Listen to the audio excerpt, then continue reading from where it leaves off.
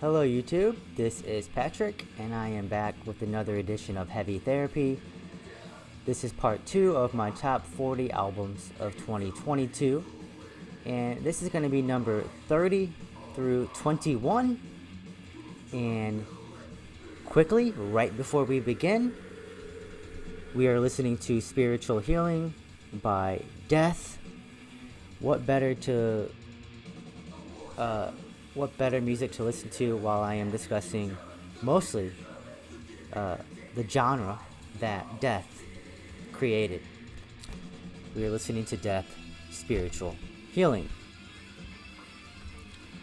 Alright, number 30 is the second album from Morphic. This is Squirm Beyond the Mortal Realm.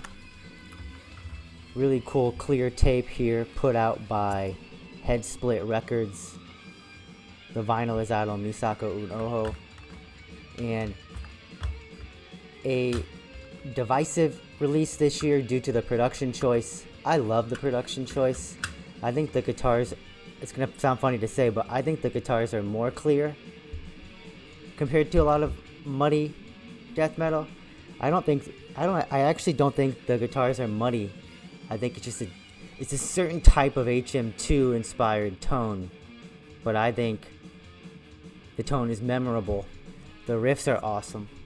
So the difference in terms of songwriting this time around, or sound, is Morphic is really pulling more from the Undergang school than maybe previously they were pulling from a bit more Obituary, Morbid Angel. This is that really heavy, dense Undergang style death metal, and I love this Morphic album. 10 tracks, almost 38 minutes of music, and they are a 3-piece, again out from Finland, and my favorite track on this has to be Suicide Sanctum, one of my favorite tracks of the year. Morphic at 30. Up next, we have the debut album from Deva, Through Sheer Will and Black Magic, out on 20 bucks spin. 9 tracks, 36 minutes and 38 seconds of music. This took metal Twitter and metal YouTube by storm. Almost everybody likes this album. Black metal of a sort. Bathory, Nocturna Culto's vocals. This is sort of that heavier than a lot of certain styles of black metal, right? Blasty Marduk style black metal here, with some thrash as well. Think Immortal. Fast, up-tempo, killer guitar shredding, chaotic, barely holding together. You know, this band also reminds me of the death metal band Omega Vortex. But yeah, this is a fascinating style of speed, black, thrash, and a little bit of death in terms of how heavy it is, in terms of the drums. This album is killer. My favorite track probably is Loosen the Tongue of the Dead. The last track is killer. I want to kind of say the intro plus the first track is the weakest spot on the album, but it really starts to build after that. Good enough, where this is my 29th favorite album of 2022.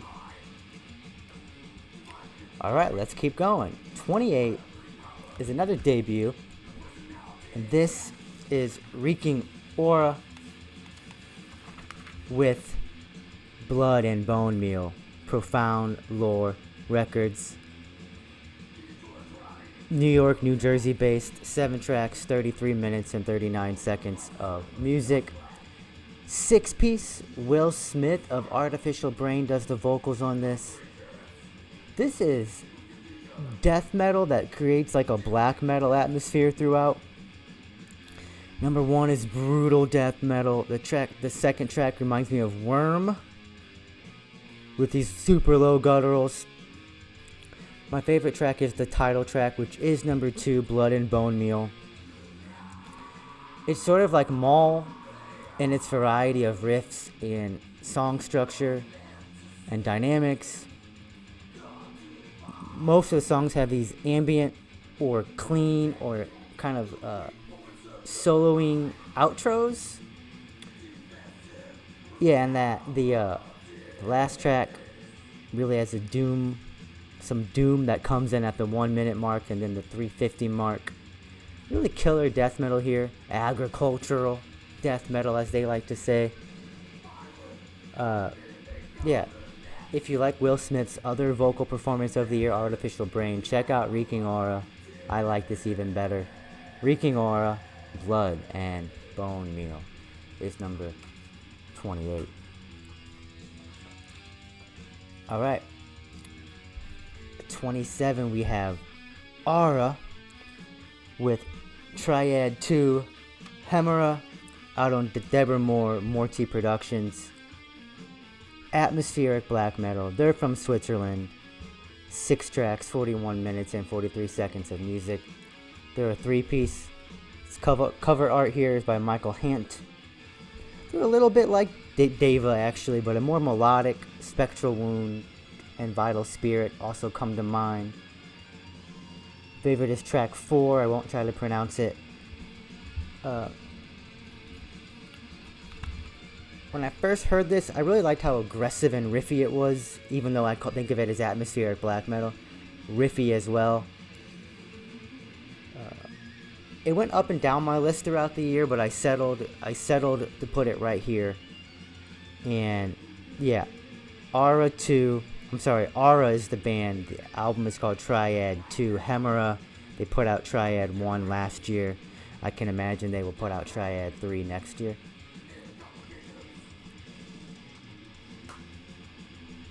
Alright. Number 27, I believe. Nope. 26. Is that right? Let's see. 30, 29, 28, 27. This is hard, okay? 26. Acephalix, Theothanatology. $20 spin. Dan from Vastum is the vocalist here as well, so you know what you're gonna get. 4 on the floor, stomping, heavy as hell death metal, catchy, simple, but a little bit more technical than usually discussed. This is really good. This one grew up on me. I knew it was good, but I kept listening to it, and this is a perfect style of death metal for me. The production is really clean. In a good way. It's not as clean as tech death might sound like sometimes. Still sounds like human beings playing it. It's just really clean so that you can hear all the parts. Great production. Death metal out of San Francisco. 8 tracks, 32 minutes of music. This album is awesome. Favorite song might be, oh man, Abyssal, Postmortem Punishment. I like every song on here a lot. One of my favorite vocal performances of the year by Dan. This is Acephalix, Theothanatology.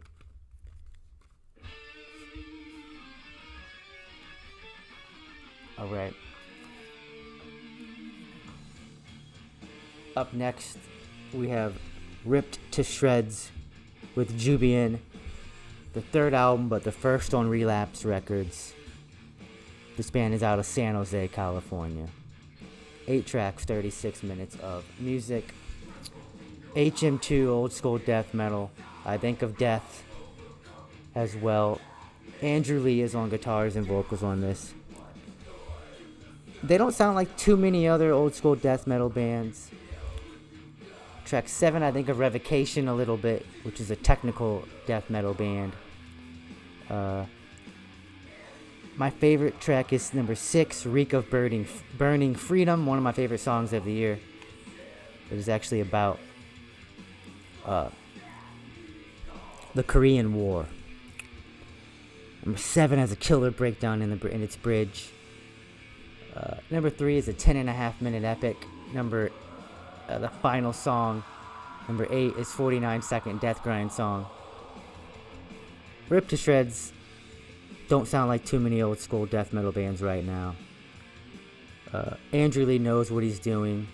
He's a fan of the history here, and it shows. And just all overall, very good release. Check it out.